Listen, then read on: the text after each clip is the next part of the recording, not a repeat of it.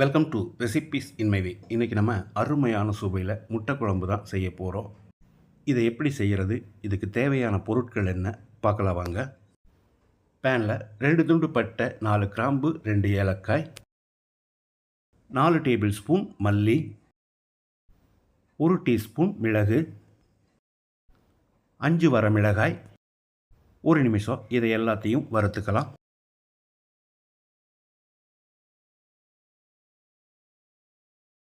இப்போ இதோட 1 டீஸ்பூன் அரிசி, 1 டீஸ்பூன் சீரகம், 1 டீஸ்பூன் சோம்பு, 1/4 டீஸ்பூன் வெந்தயம், 1 டீஸ்பூன் கசகசா, 1 கொத்து கறிவேப்பிலை, ஒரு 30 செகண்ட் இதை வறுத்துக்கலாம். இப்போ இதில் 3/4 கப் அளவுக்கு துருவின தேங்காயை போட்டு ஈரப்பதம் போகிற அளவுக்கு 1 நிமிஷம் வறுத்துக்கலாம். முட்டை குழம்புக்கு தேவையான மசாலா வறுத்தாச்சு. இப்போ இதை எடுத்து ஆற வச்சு முதல்ல பவுடராக அரைச்சிட்டு அதுக்கப்புறமா தண்ணி ஊற்றி அரைச்சிக்கலாம். வாணலியில் 3 டேபிள் ஸ்பூன் எண்ணெய் ஊற்றிக்கலாம். 1 டீஸ்பூன் கடுகு, 1 டீஸ்பூன் சீரகம், 2 பெரிய வெங்காயத்தை பொடியாக நறுக்கி வச்சுருக்க இதை போட்டுக்கலாம். கொஞ்சமாக கறிவேப்பிலையும் போட்டு வெங்காயத்தை செவக்கிற அளவுக்கு வதக்கிடலாம்.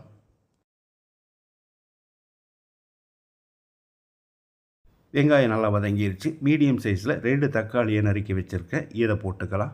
1 டீஸ்பூன் உப்பையும் சேர்த்து தக்காளியை நல்லா மசிகிற அளவுக்கு வதக்கிடலாம். தக்காளி நல்லா வதங்கிடுச்சு. 1 டேபிள் ஸ்பூன் இஞ்சி பூண்டு விழுது சேர்த்து பச்சை வாசனை போகிற அளவுக்கு வதக்கிடலாம். இஞ்சி பூண்டு விழுது பச்சை வாசனை போன பிறகு நம்ம அரைச்சி வச்சுருந்த மசாலாவை ஊற்றிக்கலாம். 1 நிமிஷம் இதை நல்லா கலந்து விடணும். இப்போ இதில் நம்ம மிக்ஸி ஜார் அலசி 1 கப் அளவுக்கு தண்ணி ஊற்றிக்கலாம்.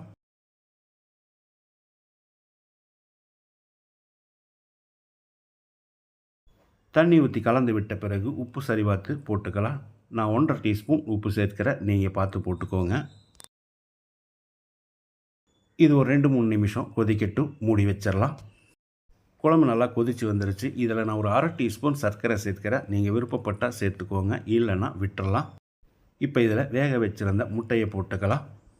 முட்டையில் அங்கங்கே கத்தியால் கீறி விடணும், அப்போ தான் மசாலா உள்ளே இறங்கும்.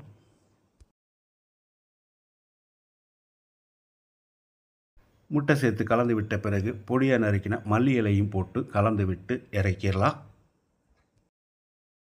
கடைசியாக இதில் 1 டேபிள் ஸ்பூன் அளவுக்கு தேங்காய் எண்ணெய் ஊற்றி கலந்து விட்டால் நல்ல வாசனையோடு நம்ம முட்டை குழம்பு ரெடி ஆயிரும். அருமையான சுவையில் மணக்க மணக்க நான் செஞ்சுருக்கிற இந்த செட்டிநாடு முட்டை குழம்பை இதே மாதிரி இதே அளவுகளோடு நீங்கள் செய்து பாருங்கள். இந்த வீடியோ பிடிச்சிருந்தால் லைக் பண்ணுங்கள், கமெண்ட் பண்ணுங்கள், ஷேர் பண்ணுங்கள். சப்ஸ்கிரைப் பண்ணாதவங்க சப்ஸ்கிரைப் பண்ணுங்கள். மறக்காமல் பெல் பட்டனை கிளிக் பண்ணுங்கள்.